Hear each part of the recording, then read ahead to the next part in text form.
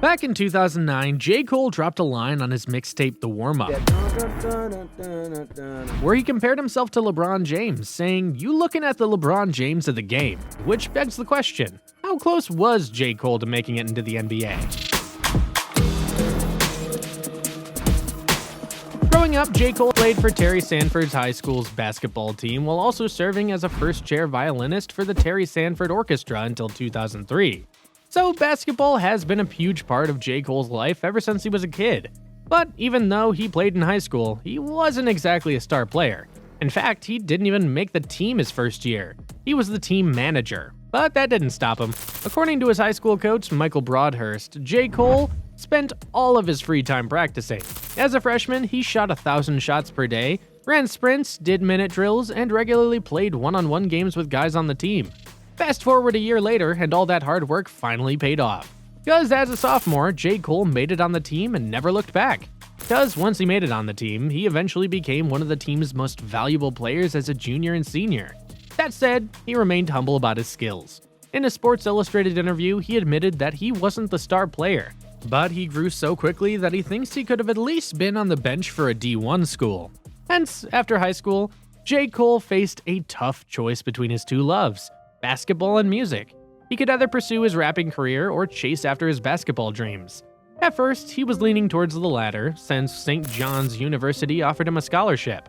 But unfortunately, he couldn't make the cut for the college basketball team as a walk-on. What I wanted to do, but I just couldn't see it. So he ultimately decided to pursue music, which led him to New York City in search of a recording contract. But you know what they say, once a basketball lover, always a basketball lover. And that's definitely the case for Cole, as his passion for the game never really went away, even after he fully committed to his music career. That said, he made the right decision, because in 2007, he made a name for himself with his self-produced 2007 mixtape, The Come Up. I'm on the come up, chill nigga, don't run up. A yellow nigga finna rise and shine like the sun. However, it wasn't until 2009 when Mark Pitts, a music executive, heard a track called Lights Please from J. Cole's second album, The Warm-Up, that he really caught his break. It was then that he caught the attention of the music icon Jay-Z. Despite J. Cole's attempts to personally give Jay-Z a copy of his music, it was ultimately Pitts who played the song for Jay-Z. And afterward, Jay-Z became so impressed, he instantly knew he had to sign J. Cole. This helped J. Cole become the first artist to sign with Jay-Z's Rock Nation label. As J. Cole continued to make waves in the rap world, he released his third mixtape, Friday Night Lights, in 2010, featuring appearances from Drake, Whale, and Omen. He showcased his skills not just as a rapper, but also as a producer, handling most of the production. He went on to release several successful albums like Born Sinner and 2014 Forest Hills Drive, culminating in The Off-Season, which celebrates his love for basketball and hip-hop. Despite his love for basketball, the reality is that J. Cole's successful rap career was already well established by the time he could seriously consider pursuing an NBA career.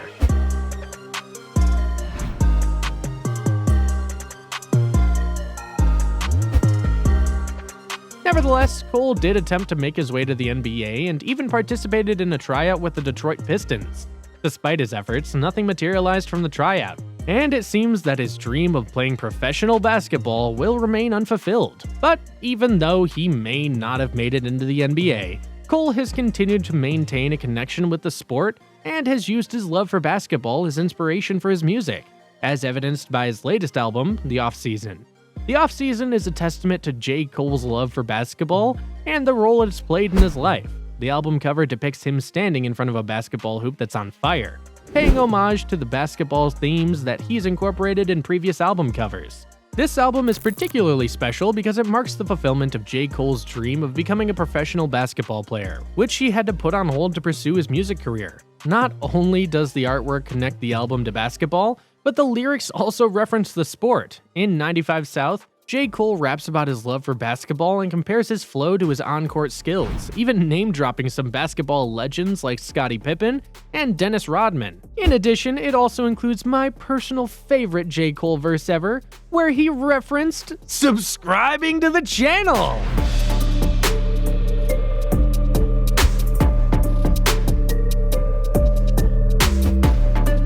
Anyway, throughout Throughout his successful rap career, J. Cole has never lost sight of his love for basketball and has continued to stay connected to the sport. In fact, he even made a memorable appearance at the 2012 NBA All-Star Celebrity Game, playing on the East team alongside fellow celebrities Kevin Hart and Alfred Duncan, and coached by NBA star Dwight Howard. The East team went on to win 86-54 against the West team, which was coached by Kevin Durant. One of the best highlights of the game was J. Cole's alley-oop on a pass from comedian Kevin Hart, which was truly unforgettable and still talked about by fans today. Although Cole hasn't played a single NBA game, he has already achieved something much bigger. In February 2020, Cole signed a multi-million-dollar Puma deal that helped the brand expand into two major markets: mainstream music culture and basketball. Notably, Cole even has his own signature basketball shoe, the Puma RS Dreamer, something that most NBA players can only dream of. What's even more impressive is that the shoes have already debuted and sold out, with Cole himself making an appearance in stores to sign pairs for his fans, a privilege usually reserved for NBA players. It's remarkable that Cole has accomplished so much in basketball without ever playing on an NBA team. He has the recognition, the fans, and even some athletic ability thanks to his rap career.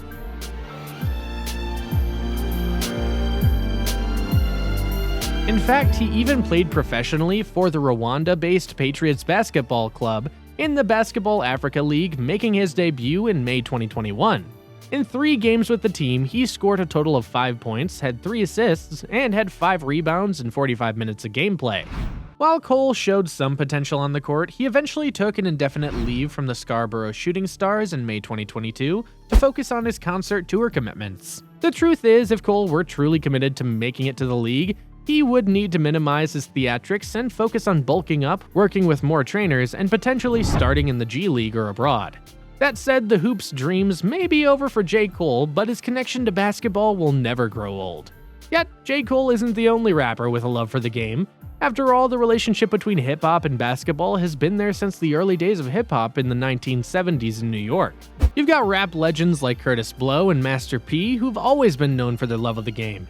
Even 2 Chainz dropped an album called Rapper Go to the League that highlights the connection between hip-hop and basketball. But when it comes to artists who embody this connection, nobody does it better than J. Cole. So while he may never play in the NBA, he still made his mark on the game of basketball. Speaking of which, the same can be said about the Professor, because to date, the Professor has gained over 7 million subscribers and is now known as one of the world's most famous street ballers. That said, like J. Cole, he also had his eyes set on the NBA at one time, so if you're interested in learning about where that all went wrong, check out the real reason why the Professor isn't in the NBA. I'll see you there, ballers.